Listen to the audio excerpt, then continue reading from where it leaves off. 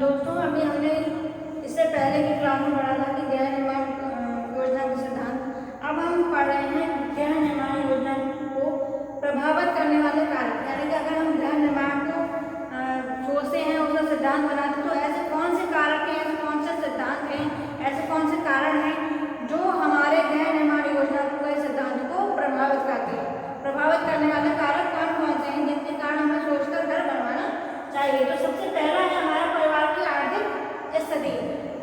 हमें घर निर्माण करने से पूर्व ये सोचना चाहिए कि हमारे परिवार की आर्थिक स्थिति कैसी है, या हमारे परिवार में जो सदस्य है वो कितना कमाता है, 10,000 है, 20,000 है, 50,000 है, उसी हिसाब से हमें घर बनवाना चाहिए। मान लीजिए अगर हमारे घर में 50-60 हज़ार रुपये की इनकम है तो हम आसानी से घर बनवा सकते हैं, किस्त पर घर बनवा सकते हैं, और हमें 1/4 हिस्सा अपने इनकम का गृह निर्माण के उसमें लगाना चाहिए। अगर उसी जगह हमारा घर की आर्थिक स्थिति, जैसे कि एक व्यक्ति है वो 10,000 रुपये कमा रहा है, तो वो बैंक से लोन लेकर घर बनवा सकता है, और घर को इस जगह बनवाना चाहिए कि जैसे कि उसे आसानी से लोन देने में दिक्कत ना हो। अगर वो सारी इनकम का, जैसे मान लीजिए 10,000 रुपये को कमा रहा है, 5-6 साल बाद वो कुछ परसेंट लोन लेकर और कुछ परसेंट अपना बाकी अन्य खर्चे के लिए बचा कर रखे, और बैंक के लोन से वो अपना घर बनवा सकता है। तो परिवार की जो हमारी आर्थिक स्थिति है, या परिवार में कितने सदस्य हैं, जैसे कि अगर संयुक्त परिवार है या हमारे घर के सदस्य कितने हैं, उस पर निर्भर करता है कि हम परिवार की स्थिति क्या है। परिवार आर्थिक रूप से उच्च है या निम्न वर्ग का परिवार है, उसी हिसाब से हमें घर बनवाना चाहिए। तो यहाँ पर सबसे पहला है परिवार की आर्थिक स्थिति, है ना। यहाँ मैंने बताया गृह निर्माण करने के लिए परिवार की आर्थिक स्थिति बहुत ज़्यादा महत्वपूर्ण कारक है।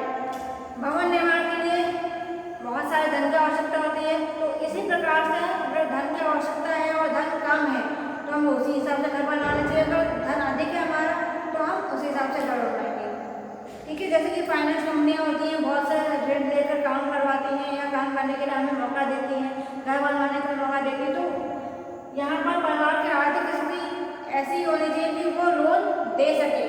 अगर उसने लोन ले लिया और लोन नहीं दे पाया तो उसका घर जब्त हो जाएगा। तो परिवार की आर्थिक स्थिति निर्भर करेगी कि लोन कितना लेना है या उसको घर कैसा बनवाना है, ठीक है। पूंजी उसकी कितनी है, 25 से 30% घर बनवाने में लग जाता है, और परिवार के जो हमारे धन की कमी है उसको भी ध्यान में रखना चाहिए। हमारी आर्थिक इनकम, जो हमारी इनकम है, आय है, उसको भी ध्यान में रखना चाहिए। और अगर ऋण लेकर हम घर बनवा रहे हैं तो उसको कर्ज देने की हमारी स्थिति भी होनी चाहिए। तो सबसे पहले ये हमारा हो गया परिवार की आर्थिक स्थिति। नेक्स्ट हमारा व्यवसाय।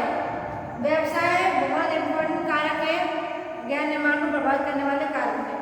अगर मान लीजिए हमारे जो व्यवसाय है, व्यवसाय भी हम कभी कभी घर से ही करते हैं, जैसे कि कौन कौन से व्यवसाय जिन्हें हम घर से कर सकते हैं, या दर्जी है, या फिर वकील हैं, डॉक्टर हैं, शिक्षक हैं, किसान हैं, या अन्य जो हमारे व्यवसायी हैं, वो सभी कुछ कार्य अपने घर से ही कर लेते हैं। जैसे कि शिक्षक है वो ट्यूशन घर से पढ़ाएंगे, किसान है अनाज का भंडारण घर में कर सकते हैं, एक भंडार गृह बना लिया, उसमें अनाज का भंडारण कर लिया, उसके लिए उन्हें अलग से कक्ष की आवश्यकता होगी। वकील है अपने क्लाइंट से मिलने के लिए उन्हें अलग कक्ष की आवश्यकता होगी जिससे वो ऑफिस बना सकते हैं। और डॉक्टर है अपनी क्लिनिक, जैसे रात में अगर कोई आ गया, या कभी कभी डॉक्टर अपने घर पर भी क्लिनिक खोल लेते हैं मरीजों को देखने के लिए, तो उनके लिए उन्हें अलग अलग कक्ष की आवश्यकता होती है। तो इस प्रकार से हमारा जो व्यवसाय है, हमारी जो रुचियाँ हैं, क्रियाकलाप हैं, अगर कोई डांस टीचर है तो डांस के लिए भी उसे अलग कक्ष की आवश्यकता होगी, और अलग अलग हमारे जितने भी व्यवसाय हैं उन सभी के लिए उन्हें अलग अलग कक्ष की आवश्यकता होती है, जिसके हिसाब से हमें अपने घर को बनवाना चाहिए। जैसे अगर बच्चे हैं घर में तो अध्ययन कक्ष की अलग आवश्यकता होगी। तो यहाँ पर जो हमारा व्यवसाय है इसके साथ ही हम घर को ध्यान में रखकर बनवाते हैं। नेक्स्ट है परिवार के सदस्यों की संख्या। मान लीजिए जो परिवार के सदस्य की संख्या है 2 है या 4 है या 6 है, तो उसी हिसाब से हम घर बनवाएंगे। मान लीजिए हस्बैंड वाइफ है तो वो एक कमरे में रह सकते हैं, बच्चे हैं तो वो एक कमरे में रह सकते हैं, किंतु आगे जाकर जैसे कि परिवार परिवर्तन होता है, परिवार में संख्या बढ़ती है या बच्चे बड़े होते हैं, उनके विवाह होते हैं, उन्हें होती है। तो इस प्रकार से परिवार के सदस्यों की संख्या भी महत्वपूर्ण रखती है। अगर संयुक्त परिवार है तो आपको अलग कक्ष की आवश्यकता होगी, जैसे बच्चों का कमरा अलग है, लड़की का अलग है, या उनके माता पिता का अलग है। तो इस प्रकार से गेस्टों का अलग है, सभी को अलग का आवश्यकता होती है। परिवार के सदस्यों की संख्या एक महत्वपूर्ण कारक है घर बनवाने के लिए। अब है परिवार का स्वरूप। परिवार का स्वरूप भी बहुत ज़्यादा प्रभाव रखता है घर बनवाने के लिए। अगर मान लीजिए एकांकी परिवार है तो एक रूम में या 2 रूम में आपका काम हो सकता है। आप अगर 1 रूम में 2 रूम का घर बनवाए तो हो जाएगा काम आपका।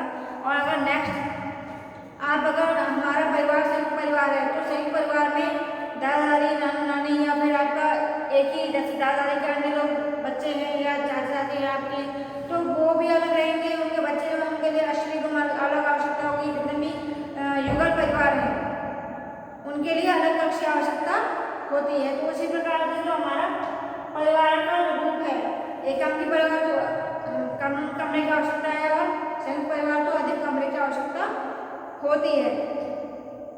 परिवार अगर हमें गोपनीयता बनाने के लिए कोई आवश्यकता होती है कि बाहर से कोई भी व्यक्ति अंदर आते जैसे गेस्ट आते तो हमारे कमरे में ना प्रवेश कर सके, जब आवश्यकता हो तभी प्रवेश कर सके। तो ऐसे भी हमें कमरे की आवश्यकता होगी कि उनके लिए अलग कमरा बनवाए, हम गेस्ट बनवाते हैं। और हस्बैंड वाइफ का अलग, युगल परिवार जो एकल परिवार का है या युगल परिवार युगल व्यक्ति है हस्बैंड वाइफ है तो उनके लिए अलग कक्ष की आवश्यकता होगी। बड़े बुजुर्ग हैं उनके अलग कक्ष की आवश्यकता होगी, और बच्चे हैं उनके लिए अलग कक्ष की आवश्यकता होगी, या हमारे व्यवसाय है उसके लिए अलग कक्ष की आवश्यकता होगी। तो हमें यहाँ पर परिवार का जो स्वरूप है वो भी बहुत ज़्यादा इम्पोर्टेंट है, प्रभाव करता है। शौचालय है, शयन कक्ष है, रसोई घर है, सभी के लिए अलग कक्ष की आवश्यकता होती है। अब परिवार में आय अर्जित करने वाले सदस्यों की संख्या। अगर मान लीजिए हमारे जो परिवार में आय अर्जित करने वाले सदस्य 1 है तो हम उसी खर्च में अपना घर बनवाएंगे। और अगर हमारे परिवार में अन्य सदस्य भी कमाने वाले हैं तो घर बनवाने में सभी का सहयोग मिल जाता है, या लोन चुकाने में सबका सहयोग मिल जाता है, स्टडी करने में सबका सहयोग मिल जाता है बच्चों की स्टडी के लिए, या फिर बड़े बुजुर्गों का जो हॉस्पिटल खर्चा है, दवाइयों खर्चा है, उसमें सहयोग मिल जाता है। तो अगर घर में सभी सदस्य कमाने वाले हैं, जितने सदस्य कमाने वाले हैं उससे हमें बहुत ज़्यादा प्रभाव पड़ता है घर बनवाने के लिए। अगर एक ही व्यक्ति है तो अपना वो कम खर्च में घर बनवाएगा, सोच समझ कर घर बनवाएगा।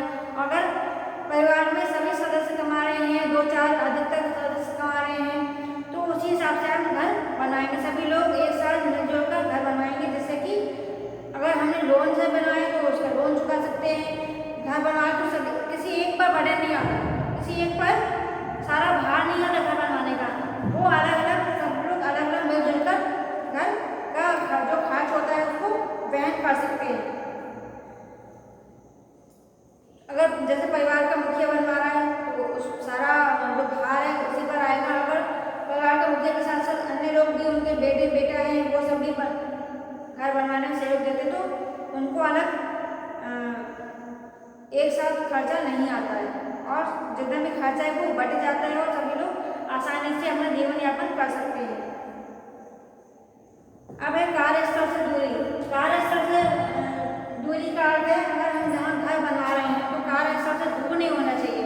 अगर मान लीजिए कार्यस्थल से 20-30 किलोमीटर, तो शहरों में तो 20-30 किलोमीटर पर आप आसानी से जा सकते हैं, वाहन आपको मिल जाता है। अगर ग्रामीण क्षेत्र में अगर 20-30 किलोमीटर है तो आपको कार्यस्थल पर पहुँचने में देरी हो सकती है। तो हमें घर ऐसा बनवाना चाहिए अपनी जगह के अनुसार कि अगर शहर बनवा रहे हैं तो हमें सारा जो यातायात का साधन है वो मिल सके। अगर ग्रामीण क्षेत्र बनवा रहे हैं तो कार्यस्थल से ज़्यादा 2-3 किलोमीटर दूरी पर घर होना चाहिए। नेक्स्ट हमारा पारिवारिक आवश्यकता। पारिवारिक आवश्यकता जैसे कि परिवार की क्या आवश्यकताएं हैं, मार्केट जाना है या स्कूल कॉलेज है या अस्पताल है या फिर दवाई का है या कोई हमें आना जाना है बाहर, तो रेलवे स्टेशन, बस स्टैंड सभी घर से पास होने चाहिए। यह पारिवारिक हमारी आवश्यकता होती है। जितने भी हमारे परिवार की आवश्यकता है, परिवार अगर सीमित है तो उसी हिसाब से आवश्यकता होगी। परिवार हमारा वृहद है तो उसी हिसाब से आवश्यकता होगी। यानी कि खान पान की आवश्यकता है, रहन सहन की क्या आवश्यकता है, मार्केट कितना दूर है, स्कूल कॉलेज कितने दूर है, तो ये सभी बहुत महत्वपूर्ण है घर को बनवाने के लिए।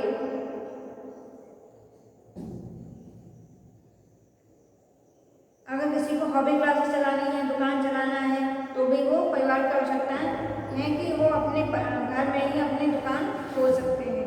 अब पारिवारिक जीवन चक्र। पारिवारिक जीवन चक्र 3 प्रकार का पारिवारिक जीवन चक्र होता है।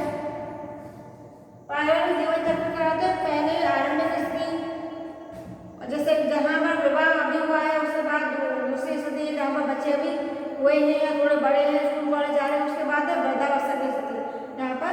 तो हम यहाँ पर 3 स्थिति देख लेते हैं। पहला है हमारा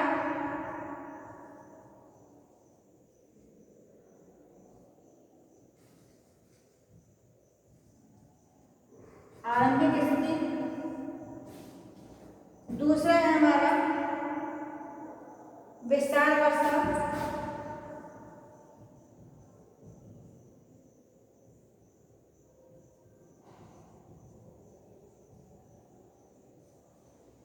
और तीसरा है हमारा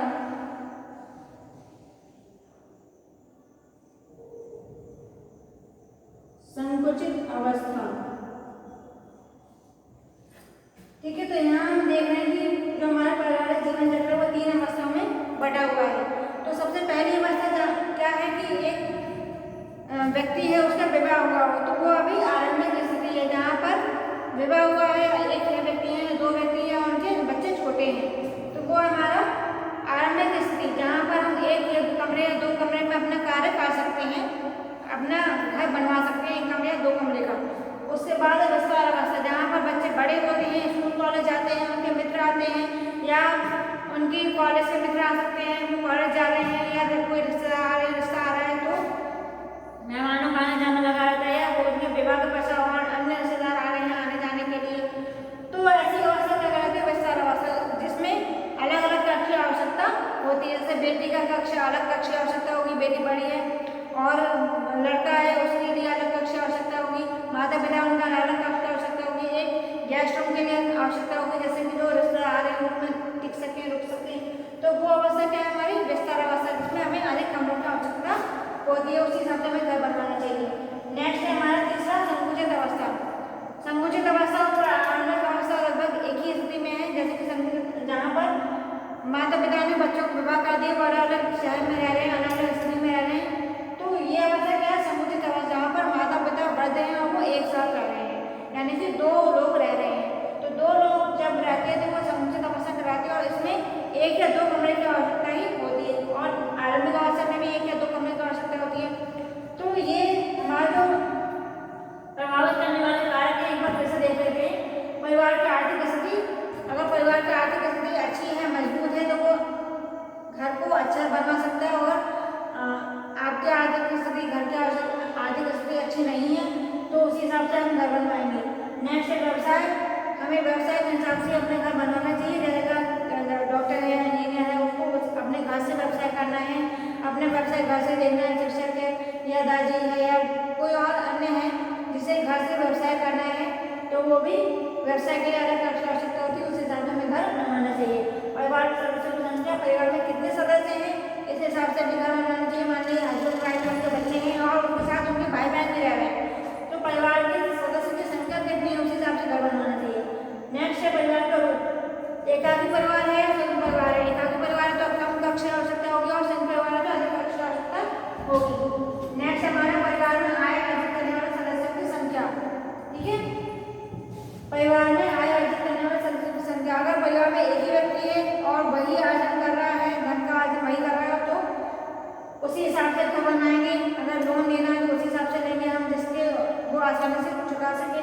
अगर घर के सदस्यों की संख्या अधिक है तो उसी हिसाब से घर बनवाएंगे, यानी कि सब लोग मिलजुल कर घर बनवाएंगे और लोन आसानी से दिया जा सकता है, मिलजुल कर दिया जा सकता है, और जो अन्य खर्चे हैं उनको आसानी से दिया जा सकता है। नेक्स्ट है हमारा कार्यस्थल से दूरी। हमें घर जब भी बनवाएं तो हमें ये ध्यान रखना चाहिए कि हमारा कार्यस्थल अधिक दूर ना हो। अगर शहर में है तो 20-30 किलोमीटर आसानी से आप जा सकते हैं, वाहन आपको मिल सकता है, किंतु ग्रामीण क्षेत्र में आप 20-30 किलोमीटर आसानी से नहीं जा सकते, वहाँ पर 2-3 किलोमीटर से ज़्यादा अधिक दूरी नहीं होनी चाहिए। तो कार्यस्थल से जैसे कि स्कूल है, कॉलेज है या अस्पताल है